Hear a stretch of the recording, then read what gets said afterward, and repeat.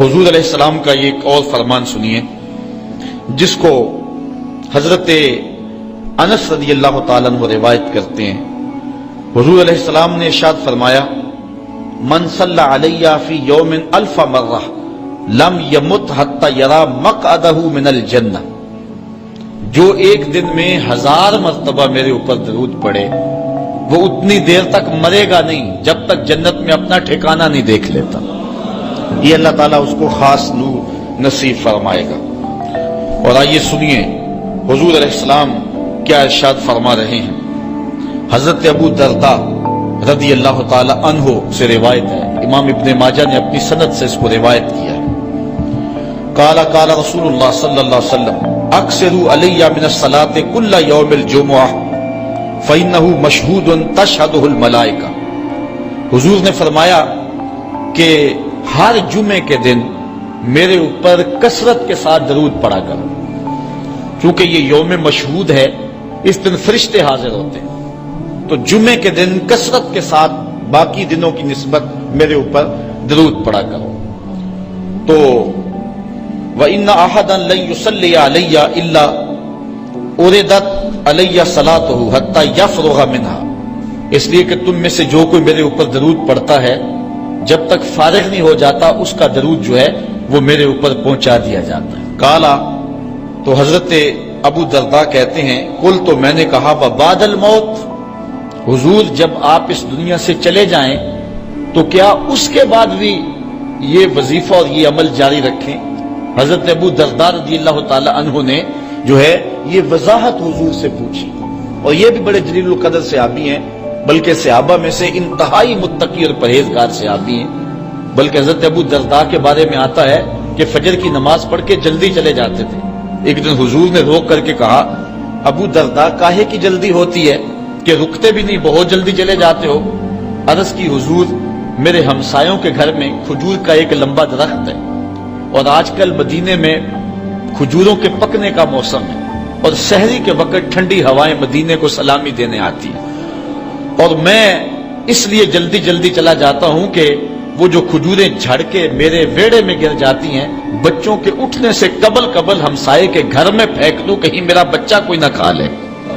اور ہماری سڑک سے گنے کی ٹرالی گزر کے تو دیکھیں، یہ دیکھیے حضور علیہ السلام کے صحابی کا عمل اور ان کی زندگی کے معمولات۔ یہ ہے حضرت ابو درداء رضی اللہ تعالیٰ عنہ، کہتے ہیں میں نے حضور سے کہا، حضور جب آپ اس دنیا سے چلے جائیں گے تو کیا پھر بھی درود آپ کو بھیجیں اور پھر بھی آپ پر پہنچتا رہے گا؟ تو سنو حضور نے کیا کہا۔ حضور نے فرمایا، ان اللہ حرم علی الارض ان تاکل اجساد الانبیاء علیہم الصلاۃ والسلام، اللہ تعالیٰ نے مٹی پر حرام کر دیا ہے کہ وہ نبیوں کے جسموں کو کھائے۔ نبی قبروں میں زندہ ہوتے ہیں اور ان کو رزق بھی دیا جاتا ہے۔ حضرت ابن ماجہ نے یہ روایت باسناد جید، اچھی سند کے ساتھ اس کو روایت کیا ہے، بلکہ حضور نبی رحمت صلی اللہ علیہ وسلم نے ارشاد فرمایا کہ جب کوئی شخص میرے اوپر درود پڑھتا ہے تو اللہ تعالیٰ جل شانہ میری روح میرے بدن میں لٹا دیتا ہے، حتیٰ کہ میں اس کے سلام کا جواب دیتا ہوں۔ وہ کیا، کسی نے کہا، شعر تو سادہ سا ہے لیکن اس حدیث کا ترجمہ ہے۔ وہ کسی شاعر نے کہا تھا کہ درود پڑھنے سے ثواب ملتا ہے اور سلام پڑھنے سے جواب ملتا ہے۔ اگر کوئی شخص حضور کی بارگاہ میں سلام پیش کرے تو اس کا جواب ملتا ہے، اور اہل حق حضور علیہ الصلوۃ والسلام کی بارگاہ میں اس سلام کو محسوس کرتے ہیں۔ حضرت امام مالک نے یہ بات کہی کہ اگر کوئی شخص حضور کے روضے پہ جائے، باقی ائمہ کہتے ہیں کہ وہ کہے کہ میں حضور کے روضے کی زیارت کر کے آیا ہوں، لیکن امام مالک کہتے ہیں کہ یہ نہ کہے میں حضور کے روضے کی زیارت کر کے آیا ہوں، بلکہ یہ کہے میں حضور کی زیارت کر کے آیا ہوں۔ کیونکہ حضور علیہ الصلوۃ والسلام کو جس نے حضور کے روضے کو دیکھا، حضور نے فرمایا وہ ایسے ہی ہے جس نے میری زندگی میں اس نے مجھے دیکھا۔ حضرت شیخ سید احمد کبیر الرفائی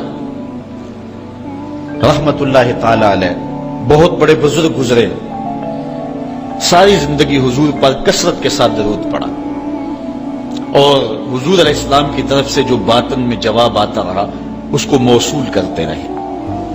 اللہ تعالیٰ جل شانہ نے توفیق دی، پھر دیار نور میں حاضر ہوئے۔ 555 ہجری کا یہ واقعہ ہے۔ اس کو تمام مکاتب فکر کے لوگوں نے سوائے ایک مکتبہ فکر کے اپنی کتابوں میں لکھا ہے۔ تبلیغی جماعت والوں نے اپنے شیخ الحدیث زکریا سہارنپوری نے کتاب الحج میں لکھا ہے، باقی لوگوں نے بھی لکھا ہے، درجنوں تذکرہ نگاروں نے اس واقعہ کو بیان کیا ہے، اور اس کی صحت پر اہل علم کو کوئی اختلاف نہیں ہے۔